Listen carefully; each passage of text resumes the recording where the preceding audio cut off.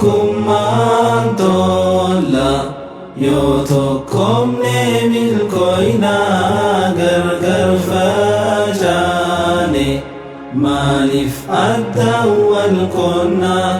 Tokkummaan tola yoo tokkomne milkoo'inaa gargar facaane maaliif adda wal qoonnaa.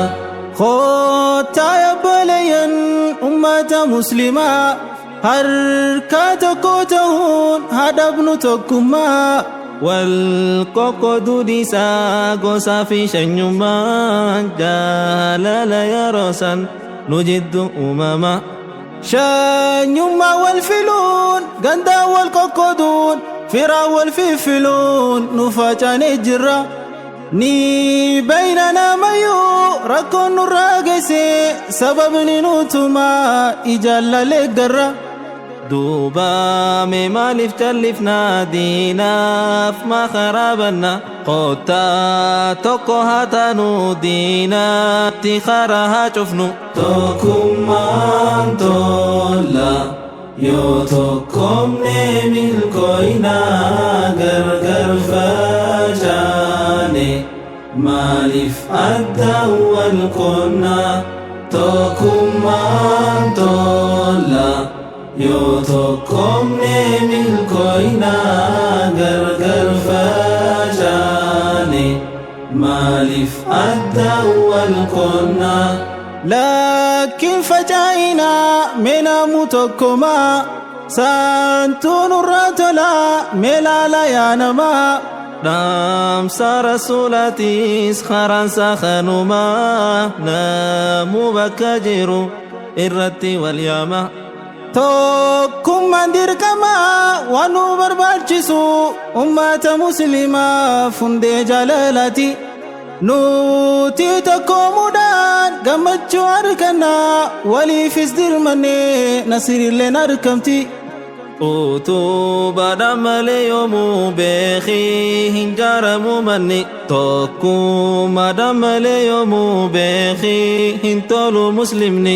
Tokkummaan tola yoo tokkomne milkoo'inaa gargar facaane maaliif adda wal qoonnaa.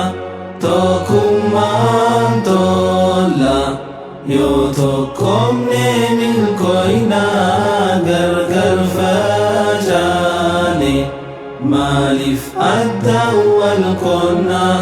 Sabab ta'uun afaan adda addaa gosa taanus gammoojjii fi baddaa. Kun addaan nun qoodu abadan abadaa rabbiin tokko jechuun walitti nu fida. Osoo tokko taane kan waliin tuufanne namuu wal dhagahee yaada tokko irratti. Waliif gallee namuu wal cinaa dhaabbanne namuu tokko tahee kan muslimaa cufti. Waan irratti naftu barii kunoo cunqursaan amanti. Silaa akkanatti nafnu yaaboo if gaafadhu ati. Tokkummaan tola yoo tokkomne milkoo'inaa gargar facaane maaliif adda wal qoonnaa.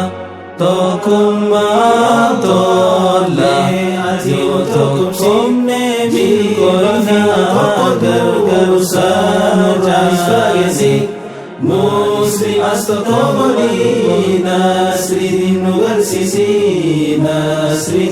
garsiisi.